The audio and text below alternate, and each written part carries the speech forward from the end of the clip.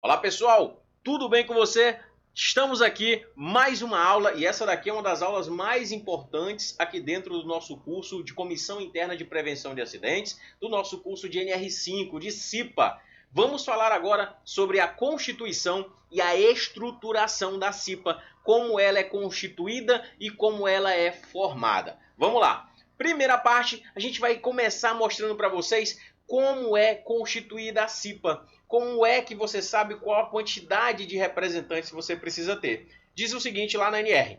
A CIPA será constituída por estabelecimento, ou seja, cada estabelecimento tem a sua CIPA. Esta é a regra. Depois eu vou passar para as exceções. Mas a regra é essa. A CIPA vai ser constituída por estabelecimento e composta de representantes da organização e representantes também dos empregados. Olha aqui, ó. Vai ter representante tanto da empresa, da organização, né? Quanto representantes dos empregados, de acordo com o dimensionamento previsto lá no quadro 1 da NR5. Ressalvadas algumas disposições específicas lá para alguns setores econômicos. Essas disposições de setores econômicos específicos são alguns ramos, algumas atividades econômicas, algumas áreas de trabalho que têm uma CIPA diferenciada. Vamos falar aqui da regra por enquanto. Então vamos ver que quadro é esse. Qual é esse quadro 1 da NR5? E eu, logicamente, eu vou ter que sair da tela para que você consiga visualizar melhor esse quadro, senão os números vão ficar muito pequenininhos. Pelas estatísticas, em torno de 97% das pessoas que estão me assistindo nesse momento, essas pessoas estão assistindo em aparelhos pequenos, em celulares, em tablets. Então eu prefiro colocar esse quadro de uma forma bem maior, então eu vou sair da imagem agora. Esse é o nosso quadro de dimensionamento da CIPA. Esse é o nosso quadro 1 lá da NR5. E nele está mostrando qual é a composição da nossa Comissão Interna de Prevenção de Acidentes. Dois parâmetros são utilizados para a gente descobrir quantos cipeiros a gente vai ter. Nossa primeira informação fica aqui do lado esquerdo, ó, falando aqui do grau de risco. No lado esquerdo você vai ver que o grau de risco pode ser grau de risco 1, 2, 3 ou 4. E o outro parâmetro que é utilizado é o número de empregados no estabelecimento. Então temos aqui o número de integrantes da CIPA que nós vamos ter, vai ser com base nisso aqui, na quantidade de funcionários. Nós temos dois parâmetros que nos ajudam a dimensionar a nossa CIPA. Por exemplo, se nós tivermos uma empresa que tem entre 501 e 1.000 funcionários, e essa empresa tiver grau de risco 3, nós vamos ter aqui que serão necessários para essa empresa 6 efetivos e 4 suplentes. Essa aqui é a nossa composição que vai ser eleita. Lembra o seguinte, a CIPA é uma comissão paritária.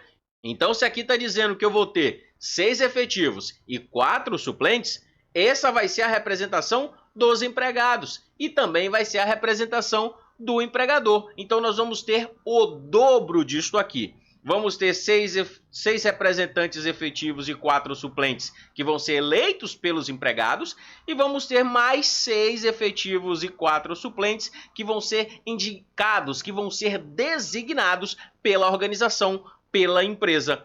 Então nós temos essa daqui, esse é o nosso quadro, já que você já entendeu como é que funciona esse dimensionamento da CIPA, vamos continuar a nossa aula. Falando ainda de constituição e estruturação da CIPA, nós temos que as CIPAs das organizações que operam em regime sazonal, elas devem ser dimensionadas tomando como base a média aritmética. Acompanhe aqui o nosso mouse, ó, a média aritmética do número de trabalhadores do ano civil anterior, obedecido o disposto no quadro 1 da NR. Como assim, Caio? O que é um regime sazonal? Média aritmética, como assim? Como assim ano civil? Vamos lá, muita calma nessa hora. O que é uma empresa, uma organização que tem um regime sazonal? Lembra que no nosso quadro que a gente viu ainda há pouquinho, a gente utiliza o número de empregados como um dos parâmetros para dimensionar a quantidade de cipeiros?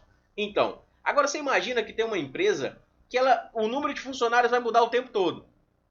Vamos lá, imagina uma empresa que trabalha com carnaval.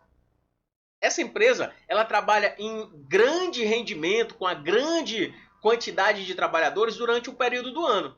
E em outro período do ano, ela trabalha com a pequena quantidade de trabalhadores. Por quê?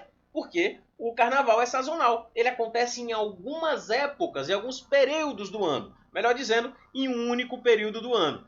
Desse caso, nós vamos ter uma empresa sazonal. Imagina uma empresa que trabalha com artigos de Natal. Natal acontece uma vez no ano. Então, as empresas vão mudar o seu efetivo ao longo do ano. Assim que acabar o Natal, a empresa não vai ter tanta pressa assim para produzir muito, porque acabou de passar o Natal, que era o foco da sua atividade econômica. Então, nesse caso, ela diminui a quantidade de funcionários. Mas à medida que vai se aproximando desse período, do período natalino, essa empresa que ela tem como sua atividade econômica o Natal, ela vai contratando mais gente à medida que vai se aproximando do Natal, porque ela vai ter uma demanda maior. A mesma coisa acontece com essas empresas que trabalham com Páscoa e por aí vai. Então, se a empresa muda muito o número de funcionários, fica difícil de você estabelecer o tamanho da CIPA dela, certo? Como é que você faz? Você vai tirar a média aritmética. Você vai pegar os 12 meses do ano, ano civil. O que é um ano civil? Um ano civil é de janeiro a dezembro. Aí você vai me dizer, tá, todo mundo sabe que isso é um ano. Por que não fala só ano? Tem que falar ano civil. É porque é o seguinte, quando você fala assim, no último ano aconteceu isso, aquilo, outro. Quando você fala no último ano, você está falando nos últimos 12 meses. Então, por exemplo, hoje nós estamos gravando esse vídeo em julho. Se eu falar, no último ano aconteceu isso e isso. Se eu falar isso, eu estou falando que foi do julho do ano passado até julho agora, hoje.